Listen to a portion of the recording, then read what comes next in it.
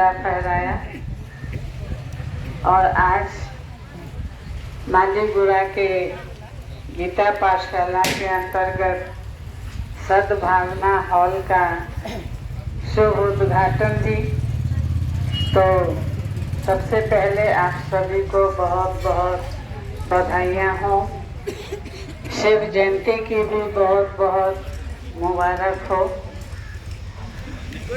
तो इसी प्रकार से यही अनुभव हो रहा है, पूरा सभी का मालिक बन जाएगा।